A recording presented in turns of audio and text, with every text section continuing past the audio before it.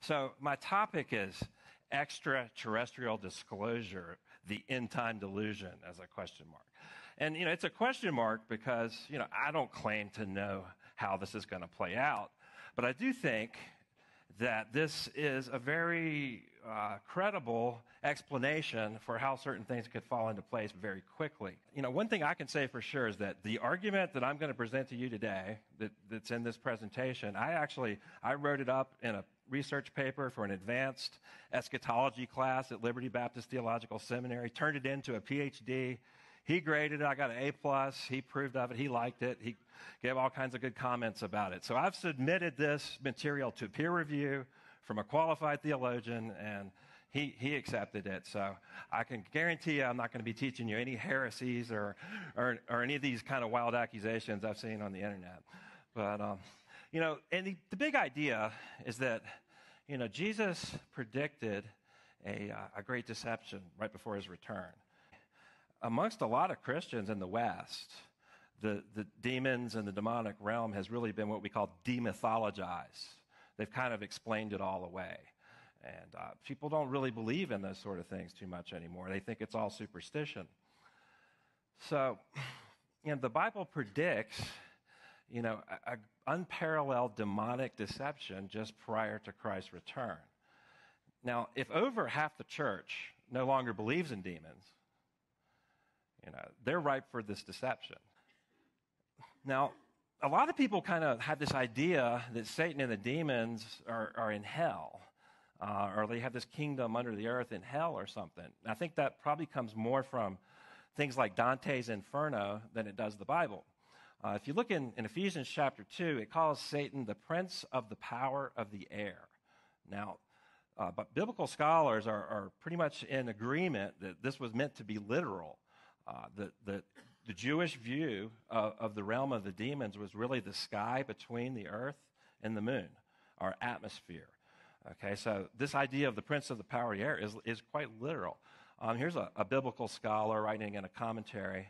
He says, in the New Testament, the air is the realm of the demonic. The concept of the rapture of the church comes from the Latin translation of 1 Thessalonians 4:17, caught up.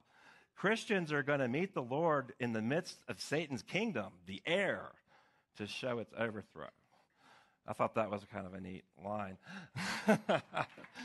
So, L.A. Marzulli came up with a kind of an interesting idea in his book, Politics, Prophecy, and Supernatural, where he thought that perhaps right in this time in the 40s, that seems to be the pivotal thing in the UFO thing, that perhaps what Hitler and the SS were doing opened up some sort of entryway for the demonic realm.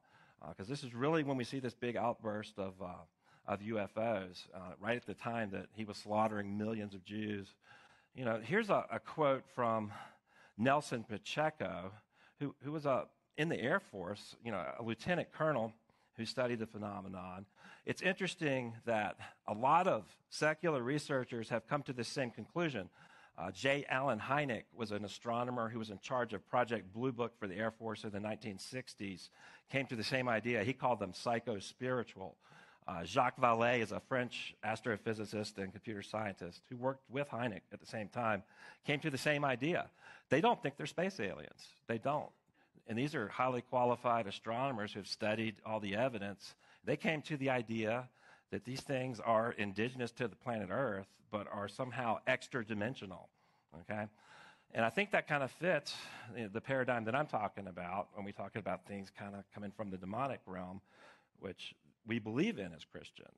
Now, if you're skeptical about the overall UFO phenomenon, some of this might be new to some of you, here's 3 books that I recommend that are really well-researched and by very qualified people. The first one's by a historian named Richard Dolan. Now, Richard Dolan believes in aliens, okay? This is a secular guy, but he has really cataloged this. There's 2 books, UFOs, the National Security State. He's gone through all kinds of classified and declassified government documents and makes a really strong case that the government is aware of something really strange going on. The next book in the middle there is by Leslie Kean. She's a journalist. But she interviewed pilots, generals, government officials, all very highly qualified people, really solid cases. very convincing, not the kind of people that you would think were making it up or hallucinating. The third book I have up there is called Lights in the Sky and Little Green Men. And this is a Christian apologist named Hugh Ross. He's an astrophysicist with a PhD. And he came to basically the same conclusion that I did, that these are probably demonic manifestations. Governor of Arizona, Fife Symington, who was in the Air Force himself, described seeing a craft that was nearly a mile wide that flew over Phoenix in the 1990s. 1997, hundreds of people saw this. And so here we have a really highly qualified, the governor of the state, who had been in the Air Force, saying that as a pilot and former Air Force officer, I can say with certainty that this craft did not resemble any man-made object I'd ever seen. Something really huge. Now, I don't know what this was.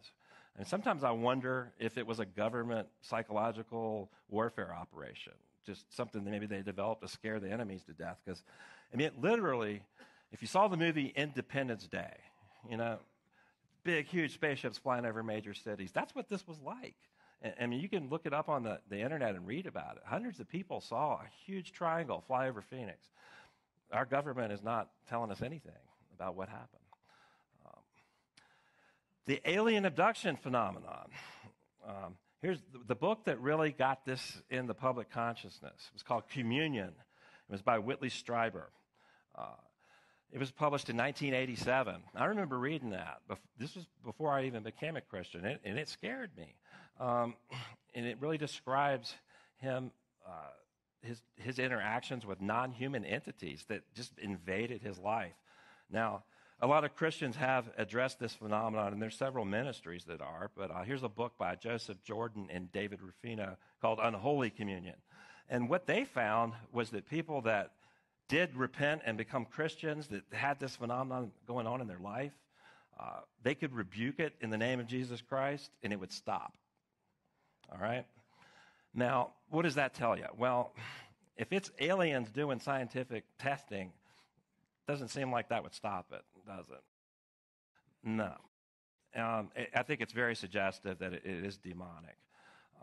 And many people have come to those conclusions. Now, here's a quote from that book. We think that the abduction is a major part of the strong delusion that has come upon the earth. It fits perfectly into the end-time scenario and is a wonderful way to pull people away from the true God and point mankind to a false Messiah who will deceive the whole world.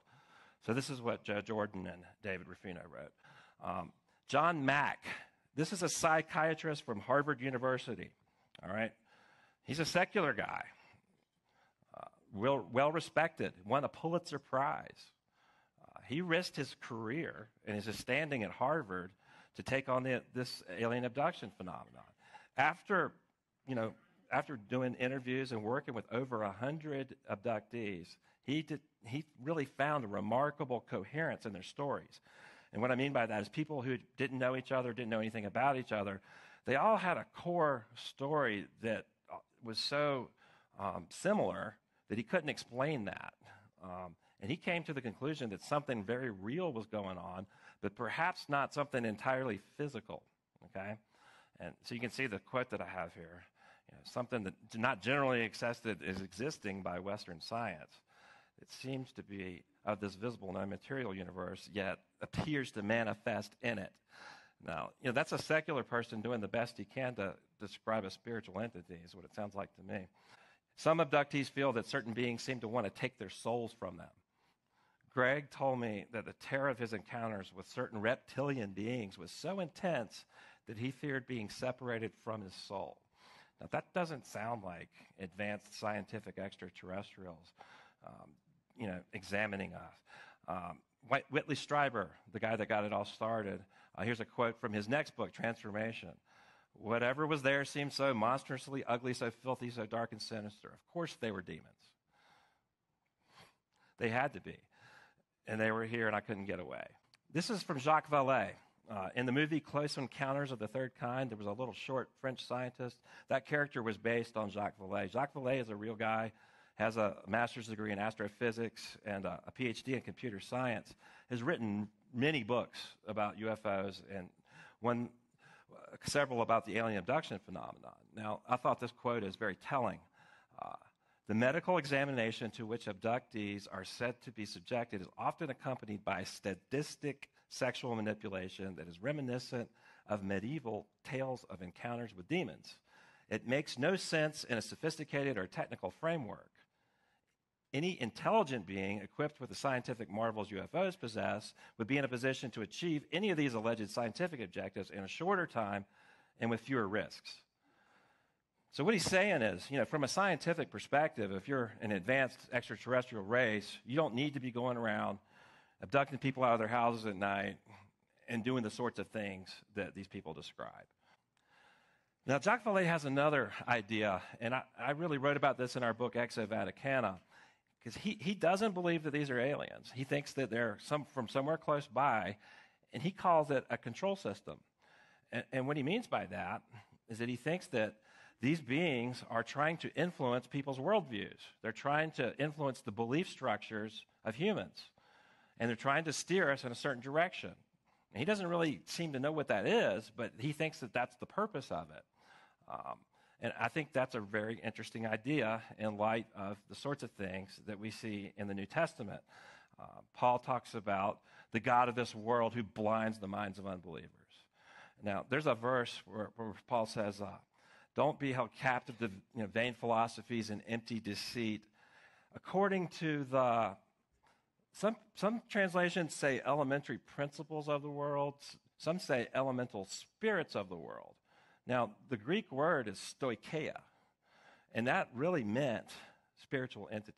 It's really the same thing as the powers and principalities that you see in Ephesians chapter 6. In the ancient world, these stoicheia were seen as like sort of influential demonic or angelic beings that really did influence the world. So, even our translations tend to demythologize some of these things sometimes. So elemental spirits is a better reading in that passage. And what that passage is really saying is that a lot of the vain philosophies and empty deceits that people believe originate from something extra-human. I think the strong delusion is already here in a sense because this survey came out in the United Kingdom in 2012 where more people believe in extraterrestrials than God. That's the way it is in Europe right now. In the United States, 36% of Americans, about 80 million people, believe that UFOs are visiting Earth. A 2008 survey said that 1/3 of adults believe it's very likely or somewhat likely that intelligent extraterrestrials have visited Earth. Even more, 56% say it's very likely or somewhat likely that intelligent life exists on other planets. And 1 in 12 said that they had personally seen a UFO that they think might be an alien spaceship. Carl Jung was a Swiss psychiatrist. He's the father of analytical psychology. He wrote about the UFO phenomenon in the 1950s, right when it was kind of getting its wings. Now, of course, he has a very secular, not a Christian worldview at all, but I think some of his insights were pretty interesting. He said that UFOs could be conceived as gods. He noticed that people were treating them that way.